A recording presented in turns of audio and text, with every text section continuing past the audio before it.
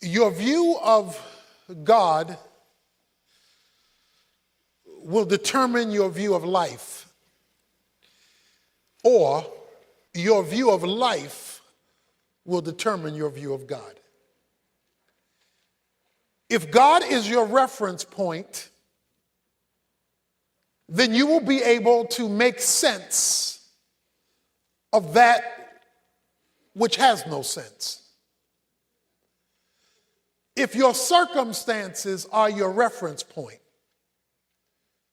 then you will neither be able to make sense of life or God,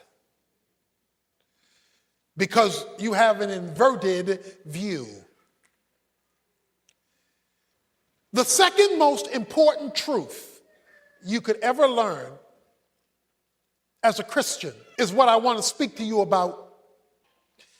I say the second because the first thing that you need to learn is salvation by faith in Christ. Becoming a Christian is the first thing. Nothing can preempt that as the first understanding. To understand and respond to the gospel is of first importance. Paul says that in 1 Corinthians 15, of first importance, I declare to you the death and resurrection of Jesus Christ. But second to that is your understanding of the sovereignty of God. If you do not understand the sovereignty of God, then you will not be able to make sense of life. Most of us have lived long enough to know that life throws curveballs. Life is full of the unexpected. Life is full of pain and problems. Life is bittersweet, sometimes bitter, sometimes sweet, sometimes both. Your view of, and therefore response to, the sovereignty of God will determine your ability to cope with the confusion of life. Let's make sure we're on the same page. Let me define for you what I mean by the sovereignty of God. I'm simply saying that God is the absolute ruler and controller over all of his creation. Sovereignty simply means to rule over, to reign over, to be in control over. To say that God is sovereign, which speaks of his kingship, his kingly role, is to say that there is nothing that happens over which he is not in control. That control is either manifested either by direct causation, he makes it happen, or by consciously allowing it to happen.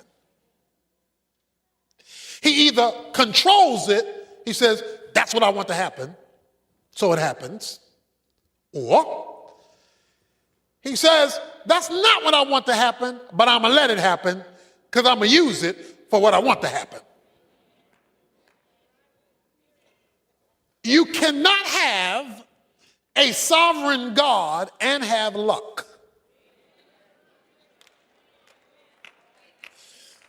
You cannot have a sovereign God and have chance.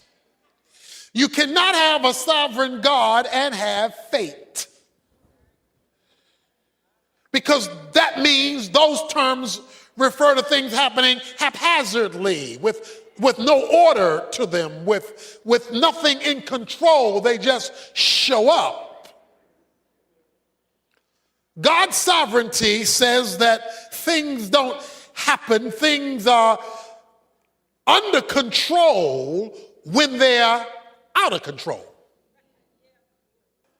Or I like the way Ephesians 1:11 says it, that God does everything after the counsel of his own will. Everything. He is creator, controller, and sustainer of all things. So we've got to establish this as the governing principle of life. The governing principle of life has to be the sovereignty of God. Therefore, you can never first appeal to your circumstances. If God is sovereign and you're not sovereign, that means your circumstances are not sovereign. God is. So the reference point for life must not be life, it must be the sovereignty of God. This leads me to probably the greatest verse, I would say, in the Old Testament, maybe in the Bible, when it comes to life circumstances, as it comes to the intersection of the sovereignty of God, and that is found in Genesis 50.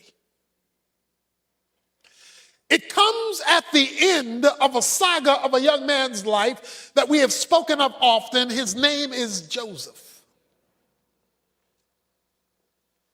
Joseph has been sold into slavery by his brothers who were jealous of him.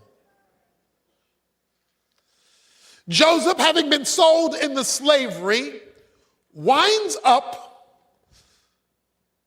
working for a man named Potiphar, because the slave owners took him to Egypt. They sold him as a slave to Potiphar, where Joseph climbed the ladder of success and became Potiphar's administrative assistant, managing all of his household affairs. While managing his household affairs, Potiphar's wife sought to seduce him, and he refused. In her anger over his refusal, she cries rape, making Potiphar, of course, furious that this man who he had entrusted over all of his affairs would seek to rape his wife, which was not true. And Potiphar gets Joseph thrown in jail. So he's sold into slavery for no just cause. Now he's in jail for no just cause. While in jail, there are two men who are in jail with him. One man is sentenced to death. One man is set free. Joseph says to the man who's set free, "Remember me to Pharaoh." Remind him I'm still here. The man who he talks to forgets. He's free. He's not remembering nobody else. And now he is now forgotten. This is 12 to 13 years of events I just described for you. Every time it looked like he was going up, zoom, he went down. You talk about it's not fair. Joseph could say, this is not fair. Pharaoh has a dream he can't interpret, that he doesn't understand. And I'm covering a number of chapters in the book of Genesis, a story that is riveting. He comes to a place where he has this dream he can't interpret, and then the man in jail remembers. There was this dude in prison who was good at this stuff. He could interpret dreams. And since nobody can tell you what this dream meant, maybe you ought to call on him. I think his name was Joseph. Joseph is summoned up to Pharaoh. Pharaoh tells him the dream. And Joseph says, this is the interpretation. There will be 7 years plenty. There will be 7 years famine. In order to get ready for the 7 years famine, you're going to have to store from the 7 years plenty. Pharaoh was so awed by Joseph's ability to interpret dreams. He took him from the outhouse to the White House. Joseph, in one day, becomes the second in command in Egypt. Over 12 years of pain is overturned in one night.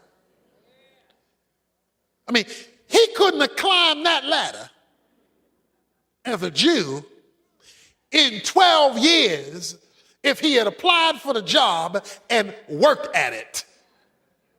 But through a supernatural lucky opportunity, he is placed second in command in a foreign land that are not his people. Through a series of events that is literally Hollywood. It's a Hollywood kind of story. His father and 11 brothers are caught in this famine. And the only place you can get food is Egypt. Egypt, because of the interpretation of the dream, has all this extra storage. So the only place you can get food is you got to go to Egypt. So the brothers make their way up to Egypt. I'm going somewhere with this, stay with me. They make their way up to Egypt to request food. Joseph recognizes these are the boys that sold me into slavery. These are my brothers. But they did not recognize him. Of course, years have passed. Last time they saw him, he looked like one of them. Well, he living large now. Things have changed. They don't know who he is. He knows who they are. Joseph does a number of things in the story to force them not only to come for food, but to come back. One thing he did was say, well, you leave your younger brother with me. By the way, how's your father doing? So he getting all the info, all the intel. The brothers come back. They are gathered in the room with him. Joseph must say, hold on for a minute. And he turns aside and goes outside and weeps. He's bawling like a baby. In fact, 5 times in the story of the saga with Joseph and his brothers, it says, and he wept bitterly. A lot of reasons for the tears. One, seeing his brothers again. One, remembering what they did. I mean, it was a whole series of events.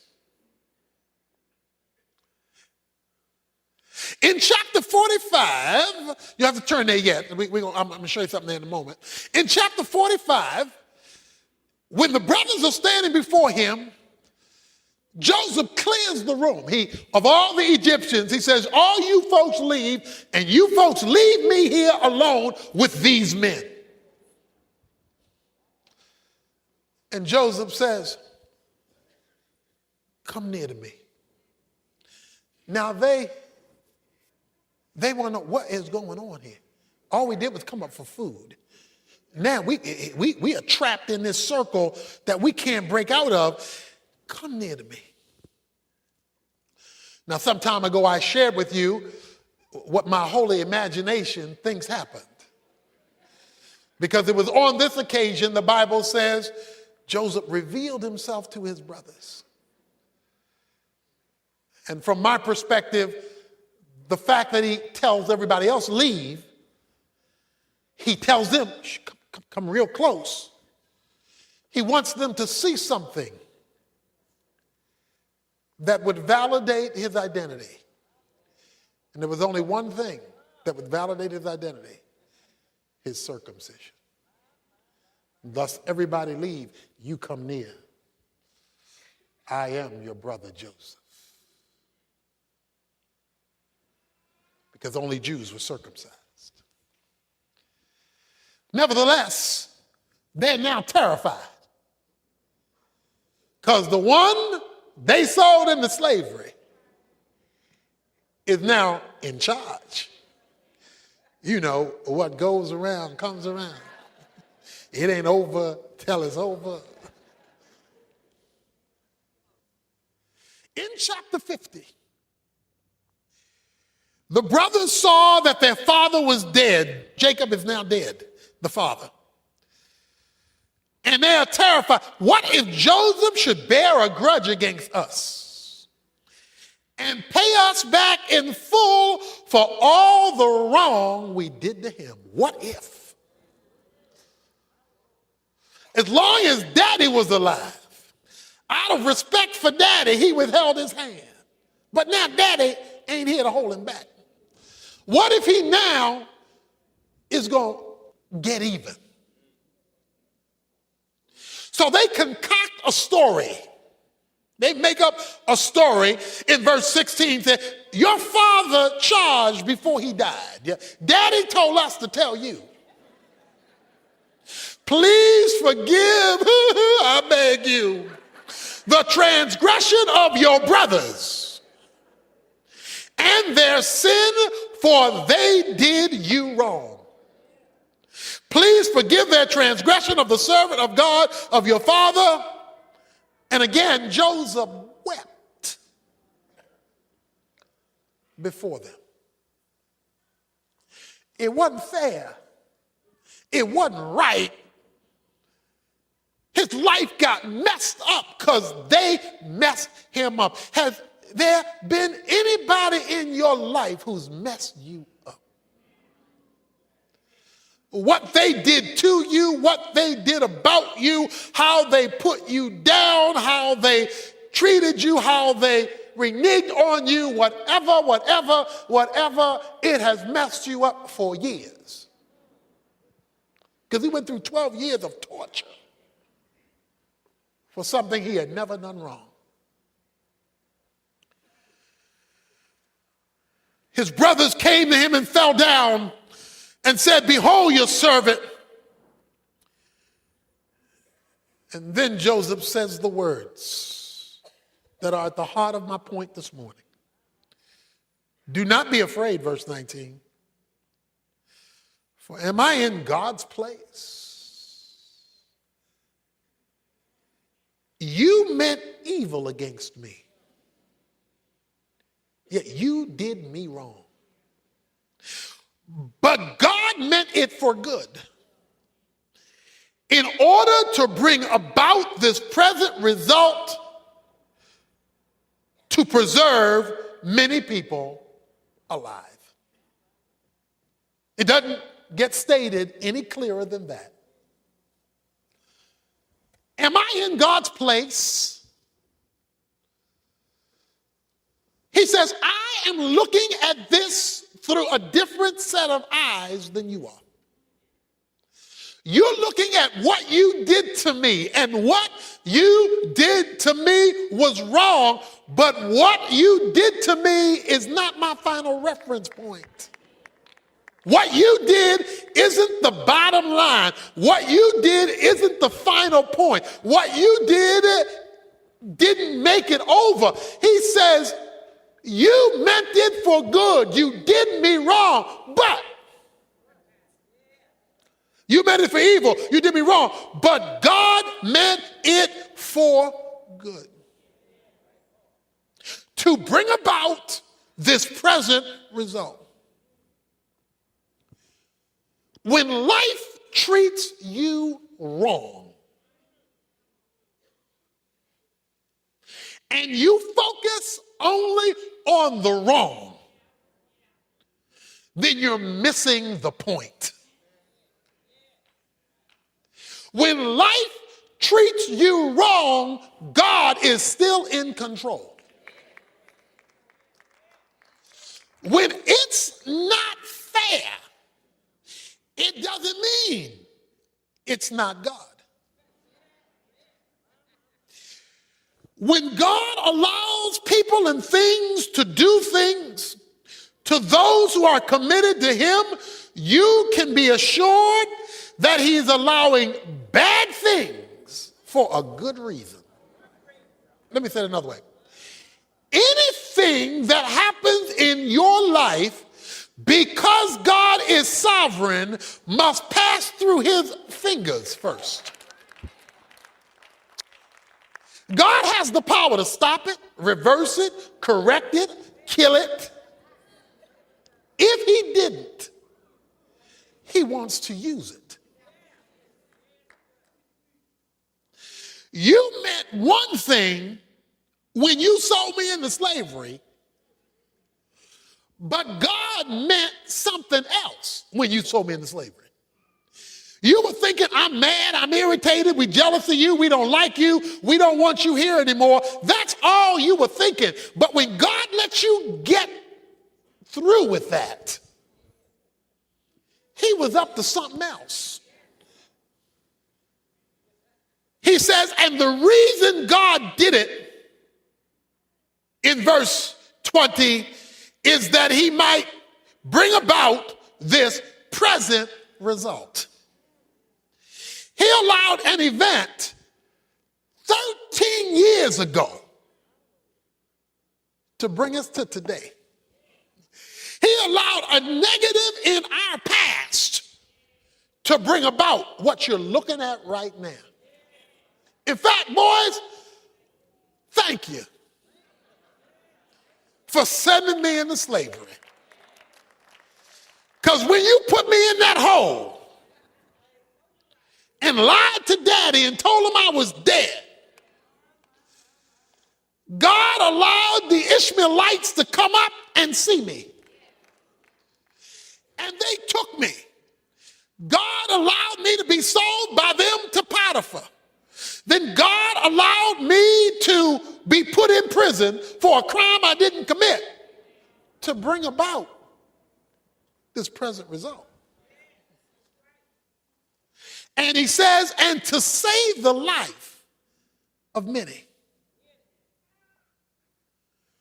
When you read the life of Joseph, there is a phrase that follows him all through his life.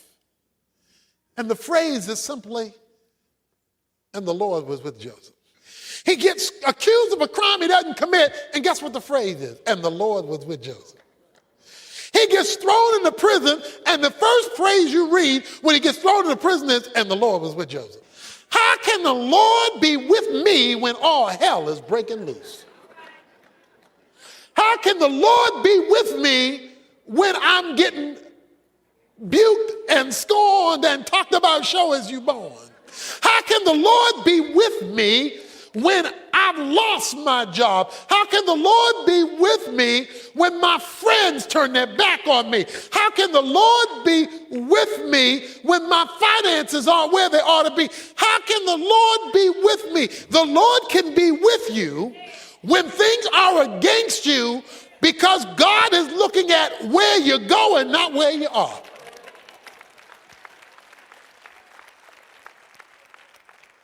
You see, our problem is all we see is what we see. And if what we see we don't like, then our first question is to indict God, where are you? Unless you understand God is sovereign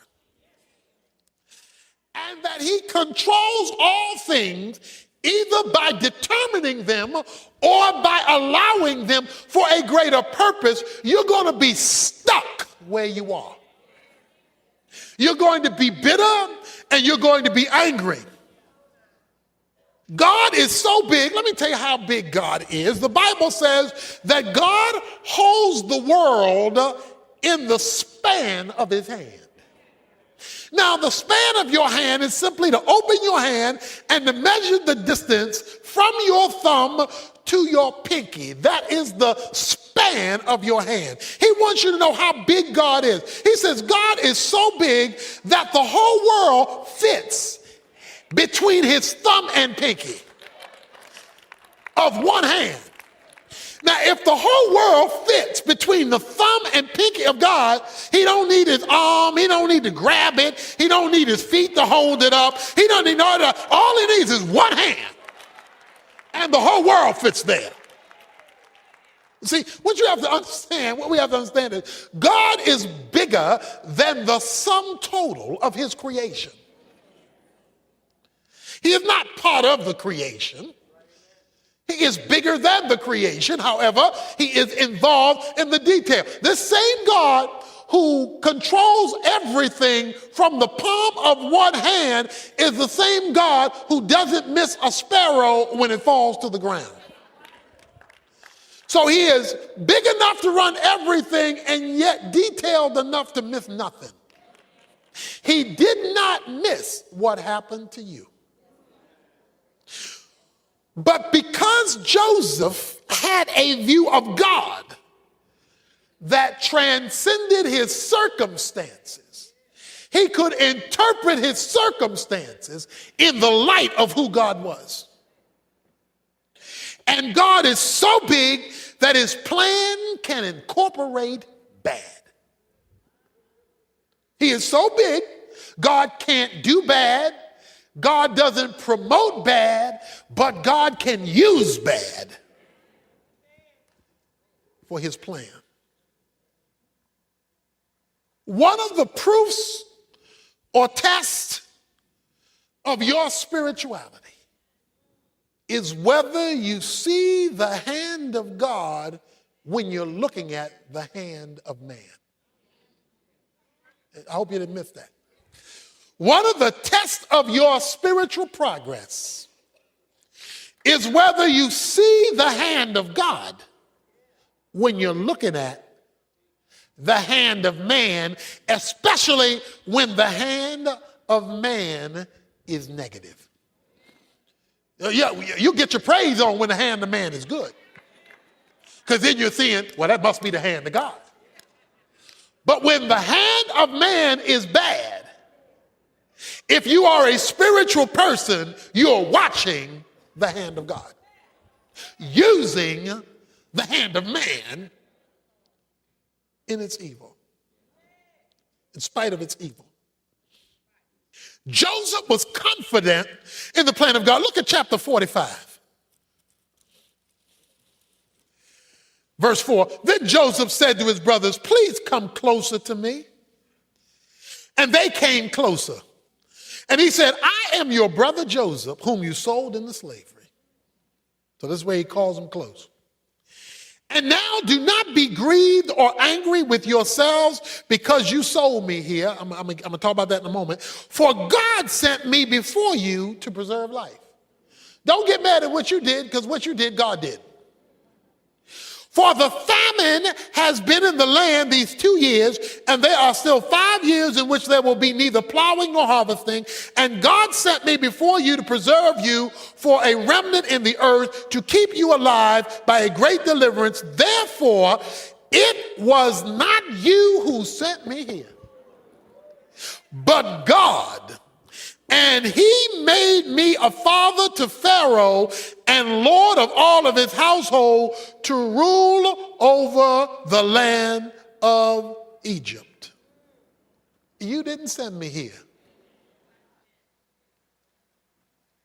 Now let me show you another scripture. Psalm 105,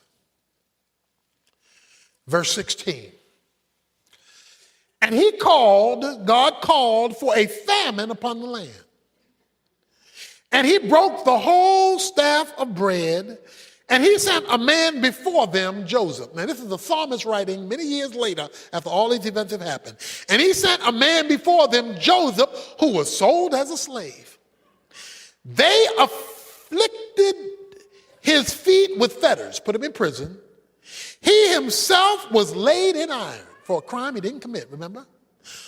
Until the time that his word came to pass, the word of the Lord tested him.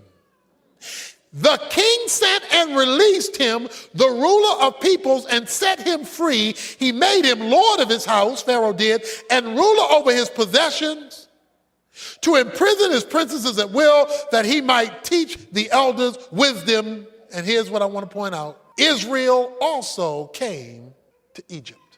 Israel is Jacob. Jacob's name was turned to Israel. All right, let's put this in perspective now. Remember now, if you are on the same page with God and bad things happen to you, you must look at the bad things as the hand of God and not merely the hand of man. That's my point. God knows what he's doing. In allowing that to come to you, he knew it was coming. He decided not to stop it, so he must plan to do something with it. You say, but why is he allowing the negative? He tells you in Psalm 105, he says, to test him. Joseph, you talking about all that, I trust in the Lord. You say you believe in me, you have confidence in me. Let's see. Do you trust me when man's hand is against you? When you are committed to God and man's hand is against you, it's a test. It's a test. God wants to see whether you trust him, not hear it. Do you trust him when it's going backwards? When it is going in reverse? Are you blessing his name now? Are you worshiping him now? Are you giving him glory now? Are you coming to church now? Are you serving him now? Are you giving now? Are you responding like he's good even when it's bad? God allowed the negative to test you. God was up to something much bigger. In fact, the reason it took so long was because it was so big. Let me give you good news about a long test. If you're in a long test, it's because there's a big reason. So let me tell you the reason. He says, Israel came to Egypt. God made a promise years earlier to their forefather named Abraham. I'm going to make of you a great nation. I am going to make of you a great nation, and when I make of you this great nation, as part of this process of bringing this nation into being, God says, you will be in a land called Egypt for 400 years. And out of that 400-year experience, I'm going to give birth to a nation that will come out of your offspring, and this nation shall be my people and shall glorify my name. That goes way back. That's what Joseph's great-granddaddy. That's way back. Question is, how was God going to keep his promise? He got Joseph's brothers to sell him into slavery. The slave owners sold him to an Egyptian. The Egyptian sent him to prison. He became the confidant of Pharaoh. He's the only one who could supply the food, which brings his 11 brothers up to Egypt. While they are now living in Egypt, they become the children of Israel, expanding in Egypt. So guess what? God used the negative in one man's life to keep a promise about the building of a whole nation. Joseph went through deep waters because God was doing a whopping thing. When your waters are deep and they're lasting long, get your praise on. Because he's preserving something. He's building something. He's doing something. The problem is only spiritual people see this. The carnal are complaining. The carnal are cussing and fussing and rebelling. The carnal are spending all day asking why rather than spending time giving thanks in everything.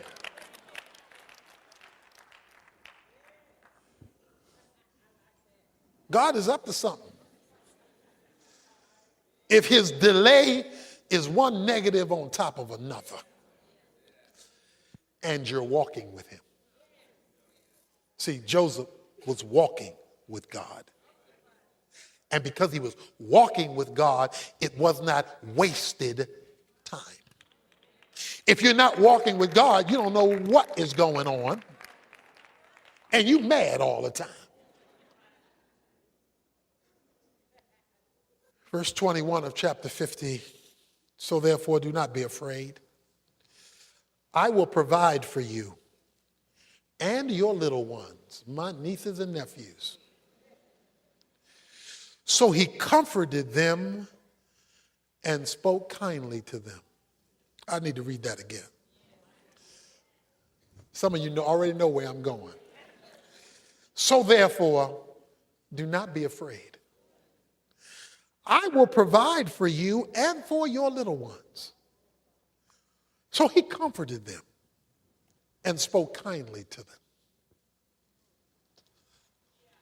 When you have God's point of view, you can relate to people who hurt you differently. See, if all you see are the people who hurt you, you did this to me and I'm going to get you. All that's telling me is you didn't see the hand of God. You thought that was all about what they did. But because Joseph never lost sight of the hand of God, when they repented, yes, they repented. They said, we were wrong. We're sorry and we are scared.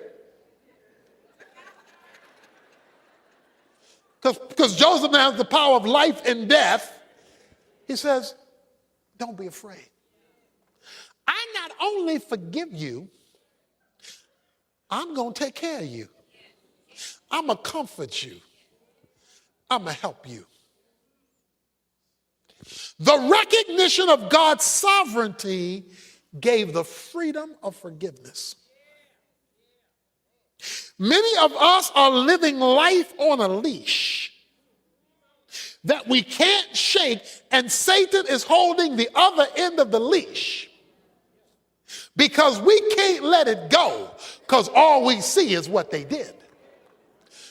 Because we do not have the eyes of God, we do not see what God was doing in allowing it, even though we were not at fault. Many of us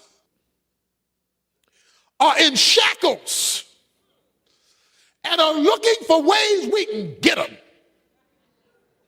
I'm going to get them. Let me show you 1 Peter 3:9.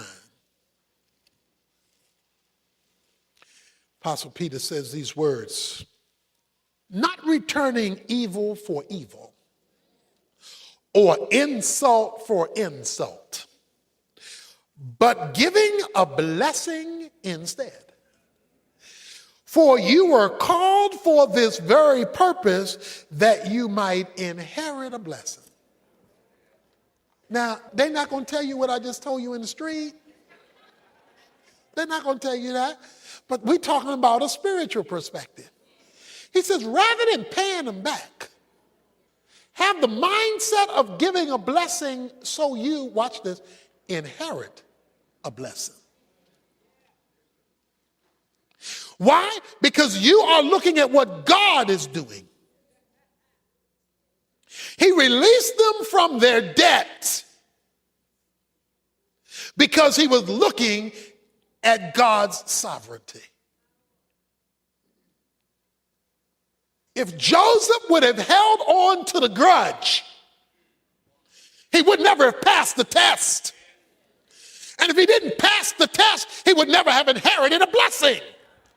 He inherited a blessing because he passed the test. Many of us are being tested by the hand of a sovereign God, but he cannot elevate us because we refuse to take it or pass it. And we're living in bitterness and anger because we saw the hand of man and missed the hand of God. It's time to push the delete button because you're looking at the hand of God. It's time to set somebody else free so you can be set free because you're looking at the hand of God. You're not stuck with the injustice because God is up to something. And he decided to use the injustice to get you where he wanted you to be.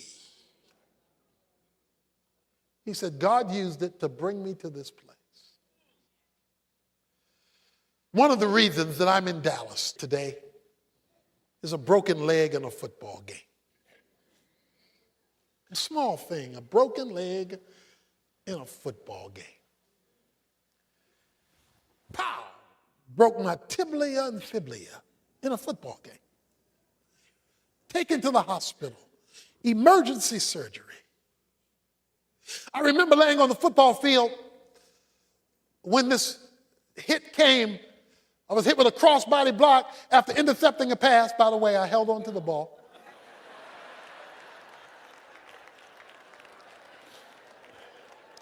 Just want to get that straight. I'm not a punk. I held on to the ball.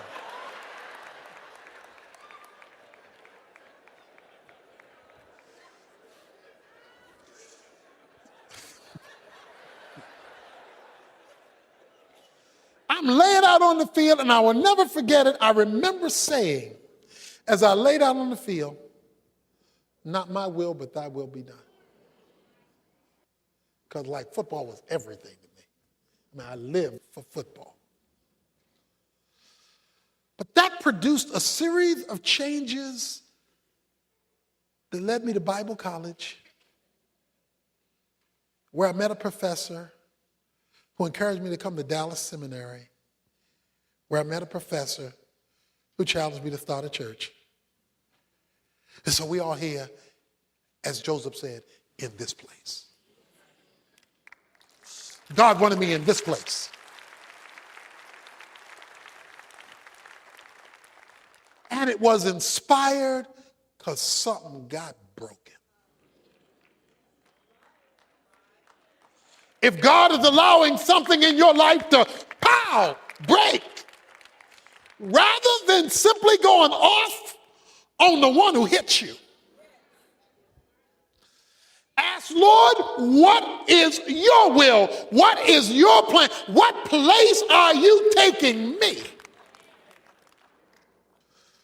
When astronauts are learning to fly, they are put in a flight simulator where pilots are confronted with every kind of conceivable flight emergency.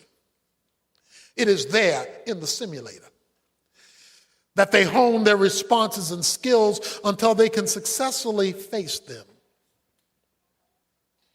They are given difficulties so that they can have the proper reaction when the real thing comes. The simulator really isn't the real thing. It just feels like it. They are preparing them in the test for when they get high. For when they... Thank you for joining us on this spiritual journey. If this message touched your heart, please like, share, and subscribe to stay connected with more reflections that nourish the soul. Your presence here means so much. Come back soon. And let's continue to explore faith and meaning together. Elevated when they take off. God is allowing you in the simulator and shaking up your world to hone in your faith. Thank you for joining us on this spiritual journey. If this message touched your heart, please like, share, and subscribe to stay connected with more reflections that nourish the soul. Your presence here means so much. Come back soon. And let's continue to explore faith and meaning together. So that when he comes in and allows you to take flight, you know what to do up there because you learned what to do down there.